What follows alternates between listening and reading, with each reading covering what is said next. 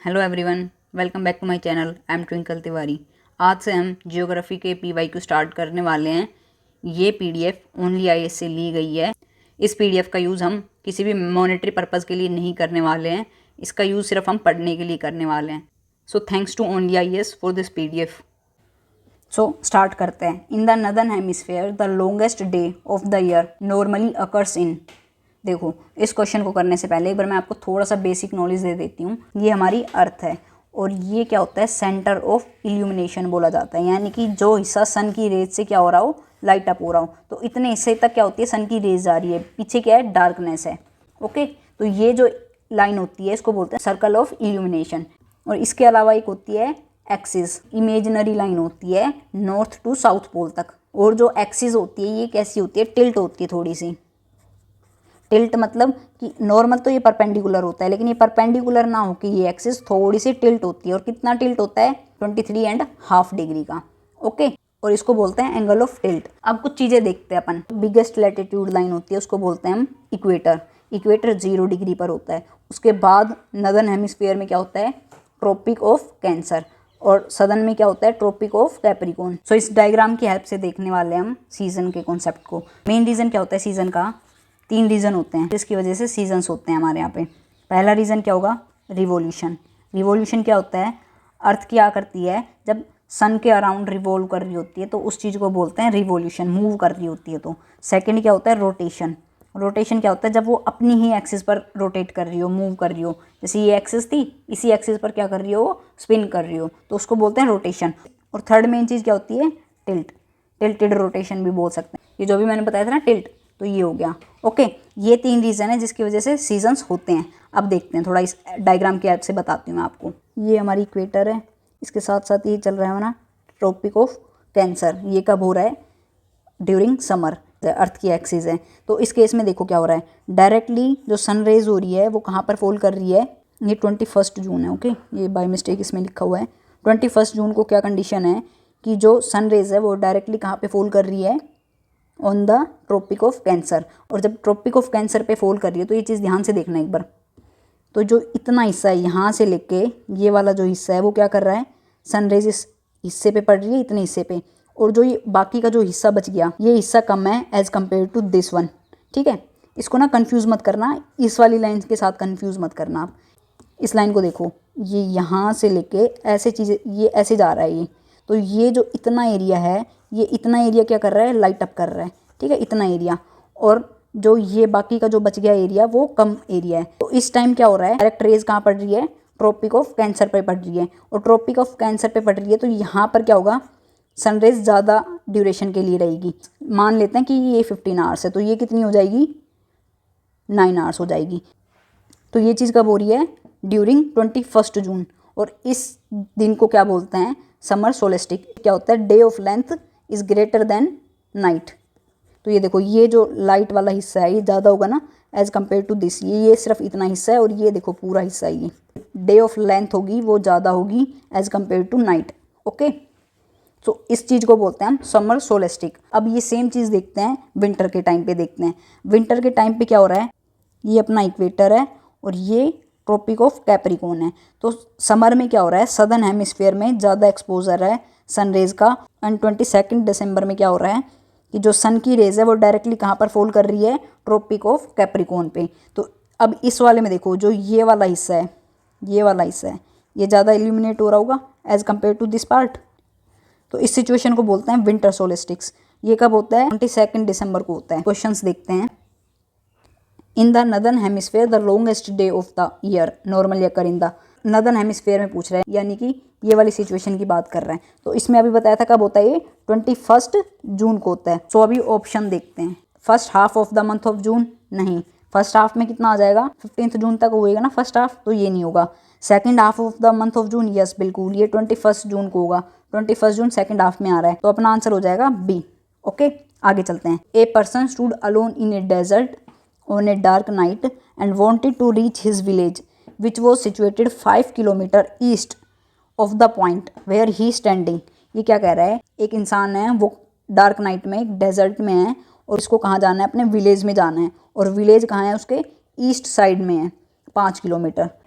He has no instrument to find the direction but he located the pole star, but उसने pole star को locate कर लिया है। तो उसकी पोजीशन होती है वो फिक्स होती है, तो उसने नॉर्थ में पोल स्टार को लोकेट कर लिया है। अब उसको ईस्ट डायरेक्शन में जाना है। The most convenient way now to reach his village is to walk in. इसको विलेज, अपनी विलेज में जाना है तो किस डायरेक्शन में जाएगा? Direction facing the pole star नहीं, अगर ये यहाँ पे खड़ा है और इसको फेस करते हुए आगे चलेगा तो ये तो नॉर्थ डायरेक्शन में चल जाएगा। नहीं, कहाँ जाना है उसको? ईस्ट में जाना है, ठीक है, तो ये ऑप्शन नहीं होगा। Direction opposite to the pole star, इसके अपोजिट, पोल स्टार यहाँ पे है तो इसके अपोजिट चलेगा यहाँ पर, तो ये तो साउथ डायरेक्शन हो जाएगा, तो ये भी नहीं होगा, ये ऑप्शन भी गलत हो गया। नेक्स्ट देखते हैं, direction keeping the pole star to his left. देखो ये पोल स्टार है और यहाँ पर वो इंसान खड़ा है और उसने क्या किया है, यहाँ पे खड़ा है तो अपने लेफ्ट में इसको रखा है। जब ये लेफ्ट में रख के इसको चलेगा, आगे की तरफ चलेगा, तो वो अपनी ईस्ट डायरेक्शन में चलेगा। और यही तो बोला है कि उसका विलेज ईस्ट साइड में, अपने लेफ्ट साइड में रखा हुआ है उसने और अब आगे की तरफ बढ़ रहा है वो, तो वो ईस्ट में पहुंचेगा। तो अपना आंसर हो जाएगा सी, डी। देखो, keeping the pole star to his right. अब देखो इधर फेस करके खड़ा है तभी तो इसके लेफ्ट में होगा। अगर ये इधर फेस करके खड़ा है और नॉर्थ, पोल स्टार नॉर्थ में यहाँ पर है, तो अगर इधर देखेगा तो ये राइट साइड हो जाएगा, राइट साइड हो जाएगा और फिर इस डायरेक्शन में चलेगा तो ये तो वेस्ट में पहुंच जाएगा, ठीक है। तो ये अपना स्टेटमेंट गलत हो जाएगा। उसने अपने आप को क्या किया है, ये पोल स्टार है, यहाँ पर वो खड़ा है और इसने पोल स्टार को लेफ्ट साइड में रखा है, यानी कि उसका फेस इस डायरेक्शन में होगा और इसी डायरेक्शन में उसका घर है। आगे चलते हैं। Electrically charge particle from space travelling at the speed of several 100 kilometres per second can severely harm living beings if they reach the surface of the earth. What prevent them from reaching the surface of the earth. ये क्या कह रहा है, electrically charge particle आ रहे हैं। देखो ये सन है अपना और ये अपनी अर्थ होती है। यहाँ से जब इलेक्ट्रिकली चार्ज पार्टिकल आ रहे होते हैं, जो अर्थ का मैग्नेटिक फील्ड होता है वो इसको क्या कर देता है, डिफ्लेक्ट कर देता है इन पार्टिकल्स को, और ये डिफ्लेक्ट होके पोल्स रीजन पर आ जाती हैं। जब ये पोल्स की तरफ डाइवर्ट हो जाते हैं तो हमें एक फिनोमेना देखने को मिलता है, उस फिनोमेना को बोलते हैं अरोरा। मोस्टली डेनमार्क की साइड में देखा जाता है, कलरफुल लाइट्स दिखती है स्काई में, एंड इवन अभी अपने इंडिया में भी, लद्दाख में भी ये चीज़ देखी गई है। तो ये किस वजह से होती है कि जो अर्थ का जो मैग्नेटिक फील्ड होता है वो जो चार्ज पार्टिकल को क्या कर देता है, पोल्स की तरफ डाइवर्ट कर देता है। ऑप्शन देखते हैं अब अपन, the earth's magnetic field divert them towards its pole. Yes, बिल्कुल, अभी देखा है ना कि मैग्नेटिक फील्ड की वजह से ये डाइवर्ट हो जाते हैं, तो अपना आंसर हो जाएगा A. Ozone layer around the earth reflect them back to outer space. नहीं, ओजोन लेयर का क्या काम होता है, हमें यूवी रेज से प्रोटेक्ट करने का, ठीक है, ये भी नहीं होगा अपना option. Moisture in the upper layers of the atmosphere prevent them from reaching the surface of earth. ये क्या कर रहा है, एटमॉस्फेयर की अपर लेयर्स की बात कर रहा है। तो अपर लेयर्स में अगर मॉइस्चर प्रेजेंट है तो वो किसको प्रिवेंट करता है, यूवी रेज को प्रिवेंट करता है, ठीक है। तो ये ऑप्शन भी अपना गलत हो जाएगा। None of the above A B C, ये भी गलत हो गया, तो अपना आंसर आ गया ए। आगे देखते हैं, variation in the length of day time and night time from season to season are due to. अभी मैंने जब फर्स्ट क्वेश्चन कराया तब रीजंस बताए थे ना, क्या क्या रीजंस बताए थे, रिवॉल्यूशन होना चाहिए, रोटेशन होना चाहिए एंड टिल्ट होना चाहिए। अब देखते हैं, the earth rotation on its axis, नहीं, सिर्फ रोटेशन से काम नहीं चलेगा, तीनों चीज़ होनी चाहिए, ओके, तो ये गलत हो गया। Next, the earth revolution around the sun in an elliptical manner, नहीं, ये सिर्फ रिवॉल्यूशन की बात कर रहा है, तो ये भी नहीं होगा। Latitudinal position of the place, ये बोल रहा है कि एक स्पेसिफिक पोजीशन होगी उसकी वजह से होगा, नहीं, ये भी नहीं होगा। नेक्स्ट देखते हैं, revolution of earth on A tilted axis, तो इसका आंसर हो जाएगा डी, रिवॉल्यूशन भी है और टिल्टेड एक्सिस है। देखो इस क्वेश्चन में ये दिक्कत है कि हमें इसको देख के, टिल्टेड एक्सिस को देख के ये मान लेना है कि ये रोटेट भी कर रहा है, ठीक है। तो ये क्या हो गया, revolution of the earth on A tilted axis, यहाँ से मानना पड़ेगा कि ये रोटेट भी कर रहा है। इनमें से क्या है, कोई भी सही नहीं लग रहा है, बट जो मोर अप्रोप्रिएट होगा वो आंसर डी होगा। आगे चलते हैं, ऑन 21 जून द सन, 21 को सन की लोकेशन बतानी है कि कहाँ पर होगा। अभी बताया था ना मैंने, ये डायग्राम बना के, ये एक्सिस होगी, ये इक्वेटर होगा और ये सेंटर ऑफ इल्यूमिनेशन होगा, ठीक है। तो अब बताना है 21 को ये कंडीशन होगी, ट्रॉपिक ऑफ कैंसर पे डायरेक्टली रेज फॉल कर रही होगी। अब देखते हैं, क्या कह रहा है, don't set below the horizon at the Arctic circle. Yes, बिल्कुल, ये ऑप्शन हो जाएगा। अभी इसका रीजन बता रही हूँ, एक बार पहले हम बाकी के ऑप्शन देख लेते हैं। Does not set below the horizon at Antarctic Circle, ये जो एंटार्क्टिक सर्कल ये वाला होता है ना, ये आर्कटिक सर्कल होता है इधर और ये अंटार्कटिक सर्कल होता है, इसके बिलो सेट नहीं करेगा, तो ये स्टेटमेंट गलत हो जाती है। 21 जून की बात हो रही है, तो अर्थ की जो सन की जो रेज होगी वो मोस्टली किस साइड में होगी, नदर्न हेमिस्फीयर में होगी। तो यहाँ का रोल तो कम ही हो जाता है वैसे भी, ठीक है, तो ये गलत हो जाएगा। Shine vertically overhead at noon on the equator, equator अपना ये है, 21 जून में बताया था ना कि वो ट्रॉपिक ऑफ कैंसर पर वर्टिकली साइन कर रहा होता है, तो ये ऑप्शन भी चला गया। Shines vertically over head at the Tropic of Capricorn, Tropic of Capricorn यहाँ पर होगा, तो यहाँ पर नहीं करता, कहाँ पर करता है, ट्रॉपिक ऑफ कैंसर पे करता है, तो ये आंसर भी चला गया। तो अपना आंसर बचा ए। ये अपनी अर्थ है, ये अर्थ की एक्सिस है, ये आर्कटिक सर्कल हो गया, ये ट्रॉपिक ऑफ कैंसर होगा, ये इक्वेटर, एंड इधर नीचे कैप्रिकॉन और एंटार्क्टिक आ गया। तो जब अपना सन यहाँ पर है और ये जो एक्सिस है वो सन की तरफ टिल्टेड है, और ये पोर्शन क्या है, अपना आर्कटिक सर्कल है। इस केस में क्या होता है, जब सन यहाँ पर होता है तो यहाँ पर परमानेंट क्या होती है, रेज आ रही होती है सन की, और इस एरिया में हमेशा दिन रहता है, ठीक है। तो यही तो बोल रहा है कि वो सेट बिलो नहीं होगा, ये वाला एरिया हमेशा क्या करेगा, इल्यूमिनेट करता रहेगा फॉर 6 मंथ। तो ये स्टेटमेंट अपनी ठीक हो जाएगी, सन सेट नहीं करता है यहाँ पे, ओके। आगे चलते हैं। Consider the following statement, high cloud primarily reflect solar radiation and cool the surface of earth, low cloud have high absorption of infrared radiation emanating from the earth surface and thus cause a warming effect। देखो इसको मैं diagram की help से बताती हूँ। ये हमारा earth surface है, फर्स्ट स्टेटमेंट में हाई क्लाउड की बात कर रही है, यानी कि ऊंचाई पर है क्लाउड्स। सेकंड के अंदर लो क्लाउड्स की बात कर रहे हैं। देखो जब भी क्लाउड्स हाई होते हैं तो ये थिन होते हैं, हाई क्लाउड्स थिन होते हैं। सो जो सन की रेज जब आती है तो ये हाई क्लाउड क्या करते हैं, ईजिली ट्रांसमिट कर देते हैं, तो यहाँ से इजीली पास होके आ जाती है। तो देखो इस केस में सन की रेज तो आ रही हैं, लेकिन क्या होता है, जो हमारा अर्थ सरफेस होता है, अर्थ सरफेस भी क्या करता है, इमिट बैक करता है। जो जितनी भी रेडिएशन सन से आई है, जो अर्थ ने एब्जॉर्व करी है, अर्थ क्या करती है, उसको री इमिट करती है, ताकि क्या हो, जो हमारा टेम्परेचर है वो बैलेंस्ड रहे। जब अर्थ इसको इमिट बैक करती है तो इन रेज को क्या बोलेंगे, टेरेस्ट्रियल रेडिएशन बोलते हैं। तो जो हाई क्लाउड होंगे, थिन क्लाउड होंगे, ये क्या करेंगे, इस टेरेस्ट्रियल रेडिएशन को एब्जॉर्व कर लेंगे। एब्जॉर्व करने के बाद उसको रेडिएट बैक करेंगे, और जब ये वापस से रेडिएट बैक कर रहे होंगे तो जो अर्थ का टेम्परेचर होगा वो क्या हो जाएगा, इंक्रीज हो जाएगा, ओके। तो हाई क्लाउड के केस में क्या होता है, टेम्परेचर इंक्रीज हो जाता है, ना कि कूल होता है, और इसमें क्या कह रहा है, कूल हो जाता है। तो ये स्टेटमेंट अपनी गलत हो जाती है, ओके। अब सेकंड स्टेटमेंट देखते हैं। जब लो क्लाउड होता है, लो क्लाउड कैसा होता है, थिक होता है, ये सन की रेज को क्या कर लेते हैं, ब्लॉक कर लेते हैं, और ये इजीली पास आउट नहीं हो पाती है। जो टेरेस्ट्रियल रेडिएशन होती है, जो अर्थ इमिट करता है, वो इंफ्रारेड रेडिएशन होती है, और इन रेज को तो ये इजीली पास आउट होने देते हैं। और क्या कर रहे हैं, ये जब इजीली पास आउट हो जाएगी तो जो अर्थ का जो टेम्परेचर होगा वो कूल डाउन होगा।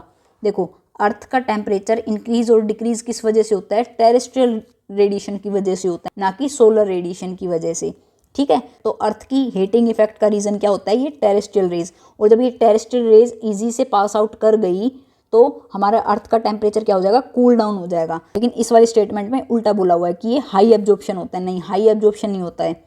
और जब हाई एब्जॉर्प्शन नहीं होगा तो वार्मिंग इफेक्ट भी नहीं होगा। वार्मिंग इफेक्ट क्या होता है, increase in the temperature of earth, ठीक है। तो ये स्टेटमेंट भी गलत हो जाएगी।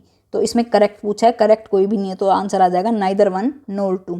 आगे चलते हैं। Westerly in the southern hemisphere are stronger and persistent than in northern hemisphere, why. पहले मैं एक बार इसका बेसिक कवर कर लेती हूँ। जो हमारी अर्थ होती है, अर्थ पर कुछ प्रेशर बेल्ट्स होती हैं। पूरी अर्थ है, अर्थ पर क्या होता है, 0 डिग्री, 30 डिग्री नॉर्थ, हमने अर्थ को डिवाइड कर दिया है, ठीक है। 60 degree north, 30 degree south and 60 degree ये साउथ पोल और नॉर्थ पोल हो जाता है 90 डिग्री पे। कुछ प्रेशर बेल्ट्स क्रिएट होती है। कैसे क्रिएट होती है, एक लाइन मानते हैं ये हमारा इक्वेटर है, इक्वेटर 0 डिग्री पर होता है। इक्वेटर पे क्या होता है, हाई टेम्परेचर होता है। हाई टेम्परेचर है, हीट आएगा, यहाँ के जो एयर मॉलिक्यूल्स होंगे हीट अप होंगे, एयर मॉलिक्यूल्स हीट अप होके एक्सपैंड होंगे, और एक्सपैंड होके अपवर्ड मूवमेंट करते हैं। तो जब एयर की अपवर्ड मूवमेंट होती है तो उसको बोलते हैं कन्वेक्शन। तो हाई टेम्परेचर की वजह से इक्वेटर पे क्या होगा, कन्वेक्शन होगा। कन्वेक्शन की वजह से यहाँ की जो एयर होगी वो अपवर्ड मूव करेगी। यहाँ की एयर जब अपवर्ड मूव करेगी तो यहाँ पर लो प्रेशर क्रिएट हो जाएगा। तो इक्वेटर पर क्या होता है, हाई टेम्परेचर होता है और लो प्रेशर होता है, ठीक है। अब क्या होता है, ये जो एयर अपवर्ड मूव कर रही है वो टॉप पर पहुँच के क्या हो जाती है, स्प्रेड हो जाती है, टुवार्ड्स पोल मूव करती है। टुवार्ड्स पोल मूव कर रही होती है। जैसे ये पोलवर्ड मूव करती है तो पोलवर्ड मूव करती है तो एयर की डेंसिटी क्या हो जाती है, इंक्रीज़ हो जाती है। और डेंसिटी इंक्रीज़ होने की वजह से ही एयर नीचे सिंक करेगी। जब नीचे सिंक करेगी तो यहाँ पर क्या होगा, ज़्यादा प्रेशर क्रिएट होगा ना, क्योंकि सारी एयर नीचे आने की कोशिश कर रही है। तो इस 30 डिग्री पर क्या हो जाता है, हाई प्रेशर क्रिएट हो जाता है। किस वजह से, जो इक्वेटर से विंड ऊपर कन्वेक्शन हुआ और फिर वो पोलवर्ड मूव करने लगी, तो इस साइड आते आते वो क्या हो जाती है, उसकी डेंसिटी इंक्रीज़ हो जाती है। देखो जब ये मूव कर रही होती है तो इसका टेम्परेचर क्या हो जाता है, डिक्रीज़ हो जाता है। जब टेम्परेचर डिक्रीज़ होगा तो क्या होगा, जो मॉलिक्यूल्स पहले दूर दूर थे वो अब पास पास आ जाएंगे। पास पास आ जाएंगे तो उनकी डेंसिटी इंक्रीज हो जाएगी और वो सिंक कर जाएंगे। तो 30 डिग्री नॉर्थ पर हाई प्रेशर क्रिएट हो जाएगा। तो जो ये विंड डाउनवर्ड आ रही थी वो एक जो उसका पार्ट होगा वो इक्वेटर की तरफ चला जाएगा और दूसरा पार्ट पोल की तरफ चला जाएगा। ये 60 डिग्री है और यहाँ पर 90 डिग्री है। अब 90 डिग्री पर देखो क्या हो रहा है, यहाँ पर टेम्परेचर क्या है, कम है। यहाँ पर टेम्परेचर कम है तो क्या होगा, जो मॉलिक्यूल्स होंगे वो पास पास होंगे। जब वो पास पास है तो इधर डेंसिटी ज़्यादा होगी। डेंसिटी ज़्यादा हो तो यहाँ पर क्या होगा, हाई प्रेशर होगा। ठीक है, अब यहाँ से क्या हो रहा है, एयर मूव कर रही है।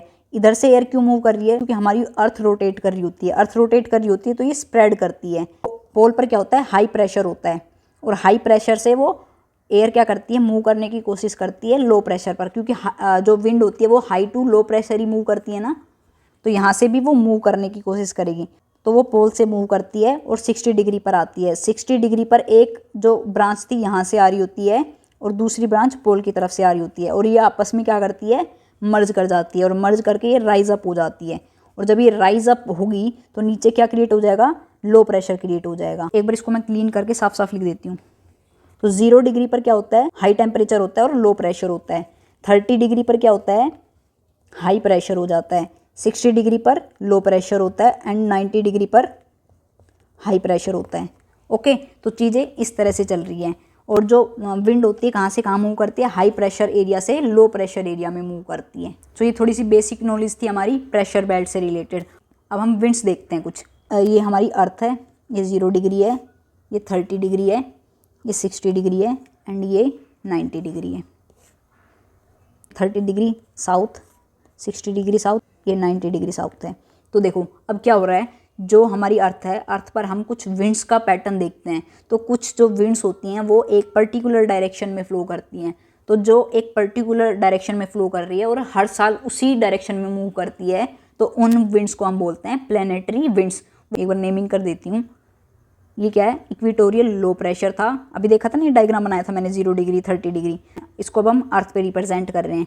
30 डिग्री क्या होता है, 30 डिग्री सब ट्रॉपिकल हाई।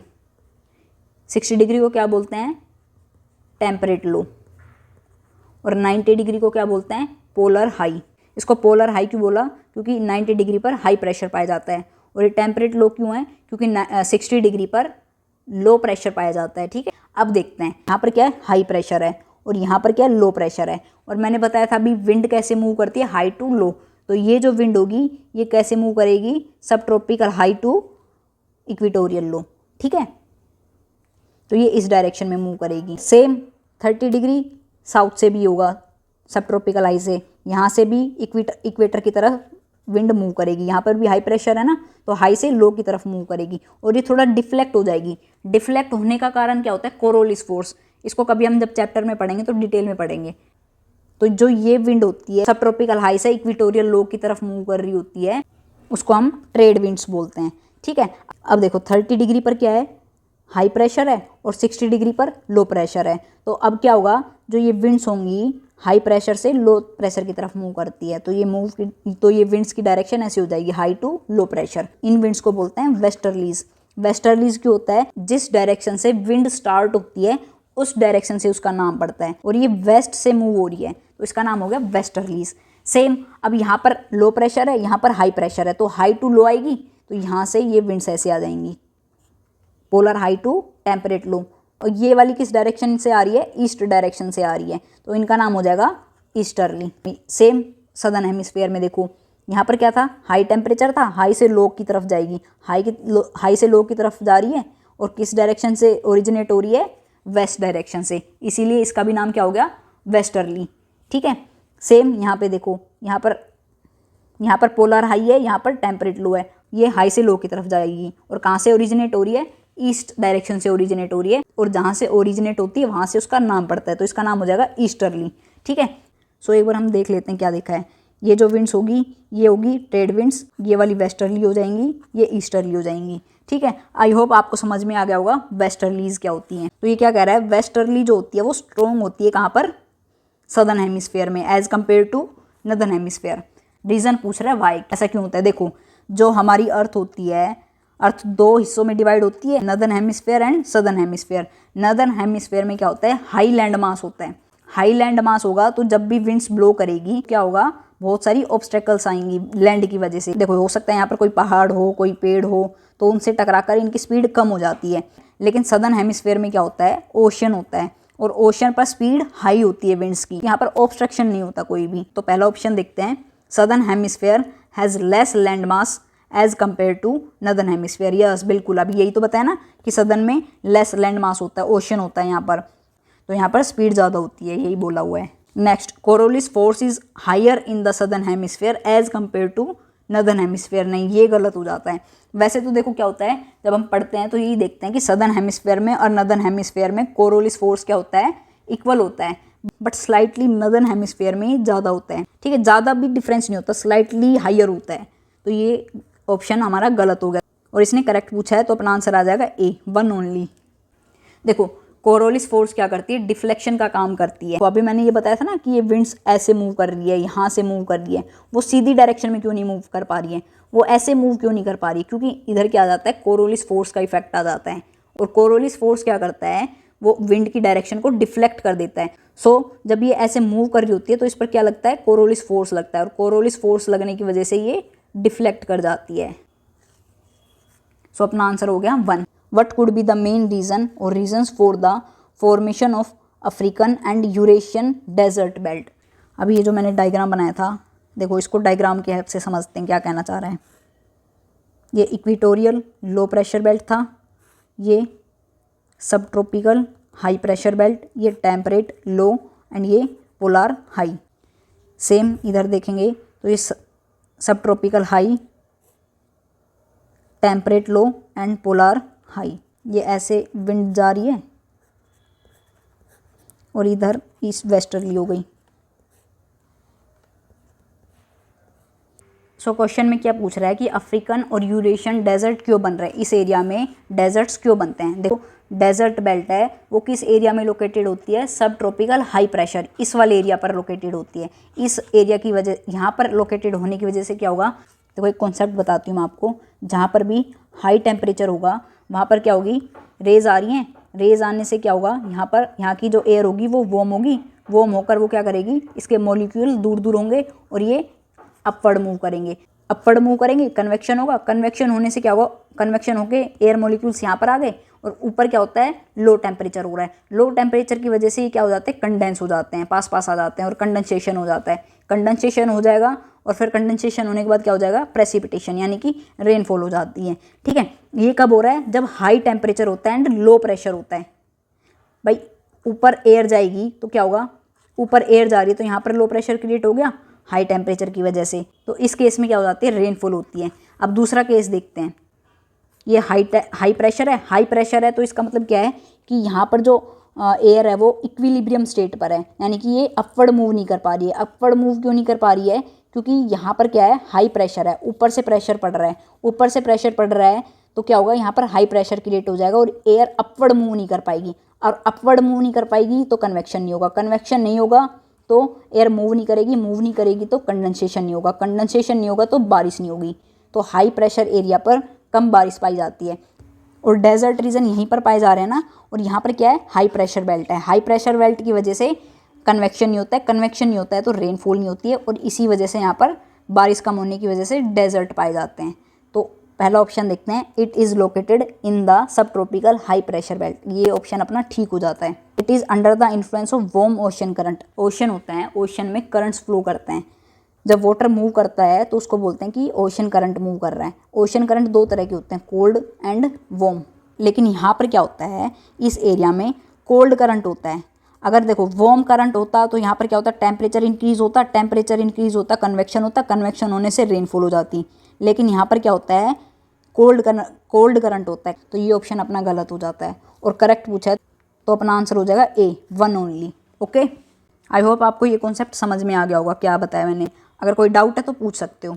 एक और चीज़ बताती हूँ उसके अंदर, सदर्न हेमिस्फीयर में देखो ओशन ज़्यादा है, ओशन से क्या होता है ये मॉइस्चर तो पिक कर लेते हैं, लेकिन यहाँ पर आते आते ईस्टर्न मार्जिन तक ही क्या कर देता है, वो अपने सारे मॉइस्चर को फेड कर देता है। और जब वो वेस्टर्न साइड पर आते हैं तो उनका मॉइस्चर बिल्कुल ही ख़त्म हो जाता है।